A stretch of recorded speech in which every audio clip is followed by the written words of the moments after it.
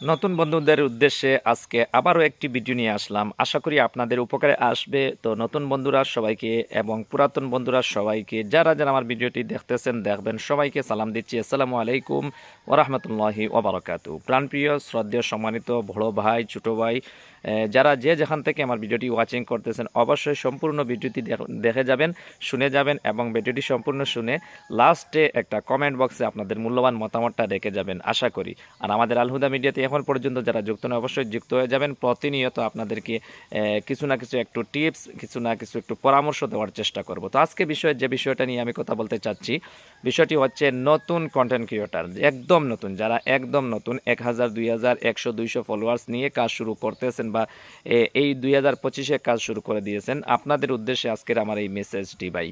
তো আমি বিষয়টি হচ্ছে যে বিষয়টি কথা বলতেছি, আপনি একজন ব্যক্তি আমাকে একটা কমেন্টে বা বিভিন্ন সময় বিভিন্ন মেসেঞ্জারে বা এমনিতে যখন সামনে পায় তখন জিজ্ঞাসা করে, ভাই যে আমার ফলোয়ার্স তো বাড়ে না, আমার ভিউজ আসে না, আমার কমেন্ট আসে না, রিচ বাড়ে না, এঙ্গেজমেন্ট বাড়ে না, নেট ফলোয়ার্সও বাড়ে না। তো আমি টোটালি ভাবলাম যে আমি আমার নতুন বন্ধুদের উদ্দেশ্যে বা যারা আসবে পরবর্তীতে, যারা ফেসবুক প্ল্যাটফর্মে কাজ করার জন্য আসবে, যারা তাদের উদ্দেশ্যে একটা ভিডিও যদি দিয়ে দেই তাহলে আমার মনে হয় ভালো হবে। তো ভাই দেখেন, আপনি যখন নতুন কাজ শুরু করবেন তখন আপনার পেজ বা আপনার ফেসটা কেউ আপনাকে চিনে না, আপনার পেজটাও কেউ চিনে না, আপনার প্রোফাইলটাও কেউ চিনে না, আপনাকেও কেউ চিনে না। তো এই সময়ে আপনাকে ধৈর্য ধরে আপনি যদি প্রতিদিন reels video, long video, photo, যেগুলো আপনার যে টাইমে আপনি যে যে কয়টা করে আপনি আপলোড দেন ওই হিসাবে আপনি ভিডিও পোস্টগুলো আপনি করে যাবেন।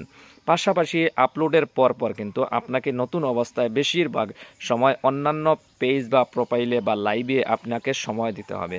তখন কি হবে, আপনার পেজ বা আপনার পেজটা অন্য ভাইদের মাঝে আপনার পরিচিতি লাভ করবে। আপনি প্রথমত আপনাকে পরিচিতি করান, আপনার ফলোয়ার্সের চিন্তা আপনি করবেন না।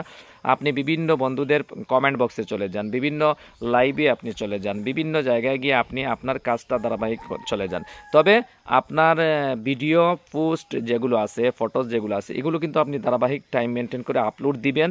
আপলোডের পাশাপাশি অন্যান্য ভাই বন্ধুদের পেজগুলোতে, প্রোফাইলগুলোতে, ভিডিওতে, পোস্টে, ফটোতে আপনি লাইক কমেন্ট করে তাদের সাথে সম্পর্ক বাড়ানোর চেষ্টা করবেন, তাদের সাথে পরিচিতি লাভ করবেন। এমনিতেই ভাই 2 মাস 3 মাস আপনার ফলোয়ার্স আসবে না, প্রথম আপনার আসবে না।